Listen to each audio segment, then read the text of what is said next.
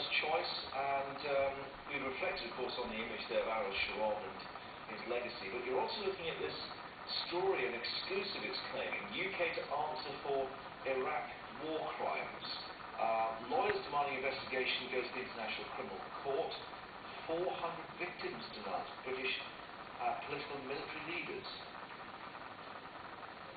Yeah, no, it is. It's an application by certain human rights lawyers and organisations saying that, whilst we, the United Kingdom, were in Iraq, we are responsible, the allegation is, for certain, criminal conduct, which should be investigated by the International Criminal Court.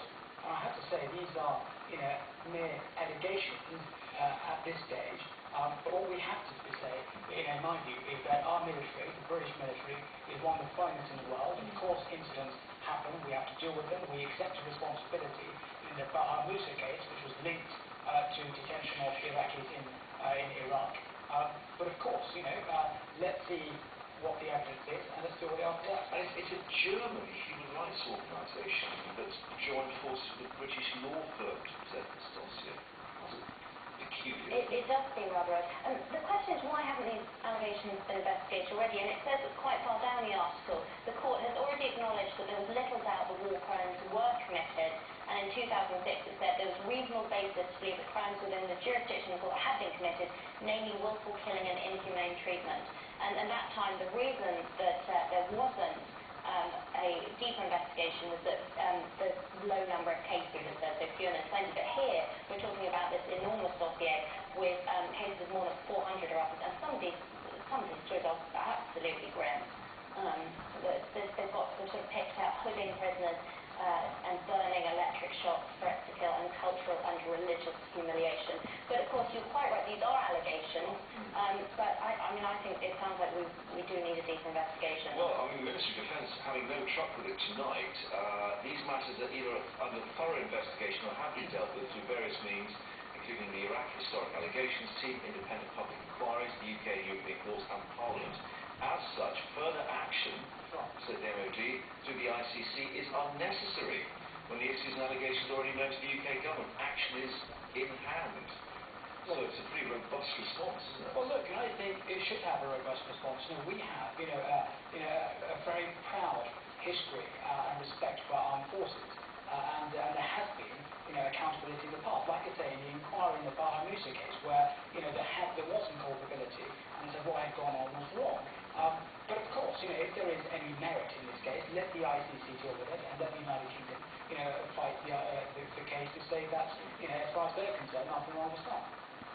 Okay, let's move to the inside page of the Mail now. Mail page 5. You've got a now Dublin coroner invites the family of shot gangster. Well, gangster in inverted commas, because the family clearly challenged that to help change police tactics. This after this, to remind people, the inquest had this decision that he wasn't killed lawfully. Yeah, they said it's an unusual step and possibly a unique step. Asking the family to change police tactics, I think we do need to look at the police behaviour here, and obviously there's talk about getting police to carry cameras to record these events and sort of better picture of what's happening.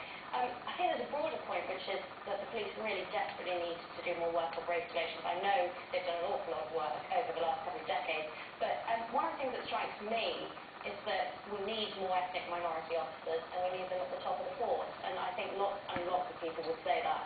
And also we need to look at stop and search. Rehman, you've got legal experience, legal training. I'm a bit confused about what the coroner here is saying, Senior Circuit Judge Keith Cutler, because normally the coroner makes his recommendations at the end of the inquest. It appears now he's actually saying that he's going to keep quiet for a while and then make some kind of pronouncement. I think it's the criminal courts are different from inquests. But I think on this one here, the inquest, the jury has returned a verdict, which was to say that the killing was lawful.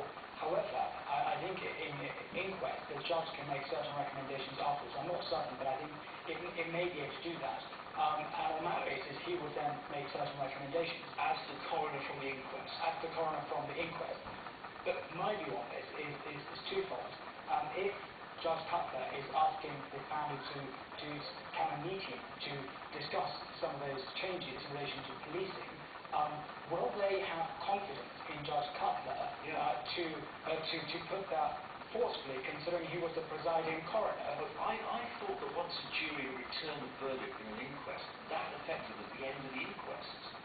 Well, I think in relation to the findings of the inquest, that is now clear. That can't change. The finding, which is to say that the killing was lawful, that can't change.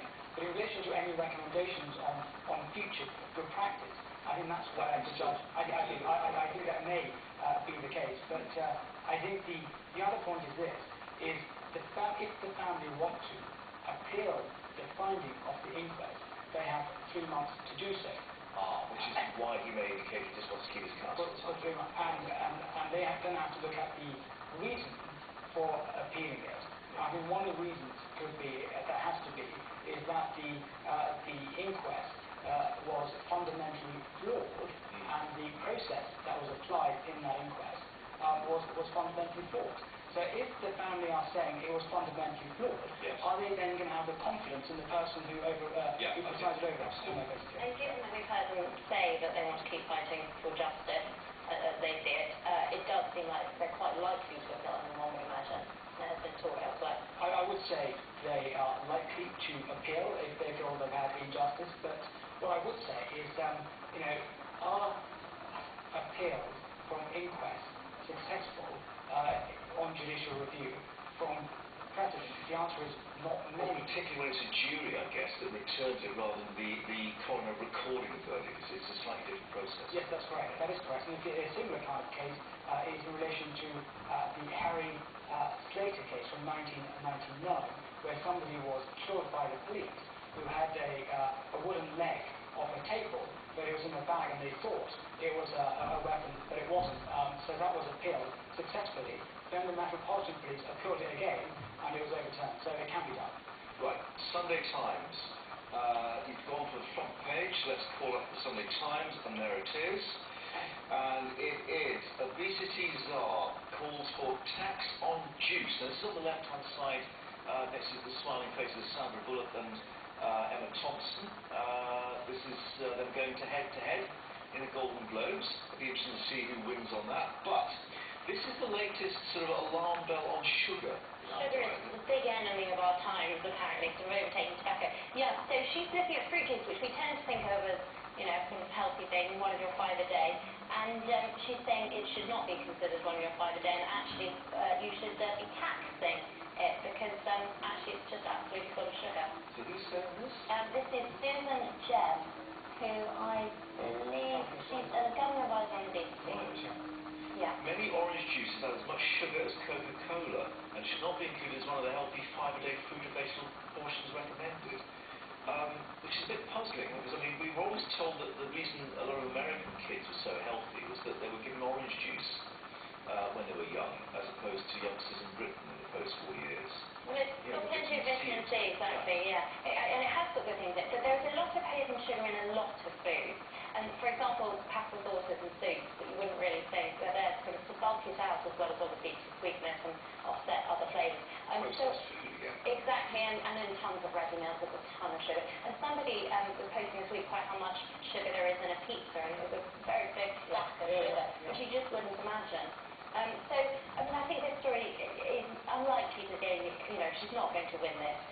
But of course, in New York, we just have Mayor Bloomberg putting that restriction on the size of fizzy drinks. And clearly there is a concern, as there is in the States, about the type 2 diabetes, which is great because of the diet. I think you could look at obesity in young children and also adults. And if you look at the effect it has on the National Health Service, the burden it has on the National Health Service, what the taxpayer has to pay for, if you take that into account and then look at the argument put forward by this government advisor, then I think she has real merit in argument. Right, Telegraph front page.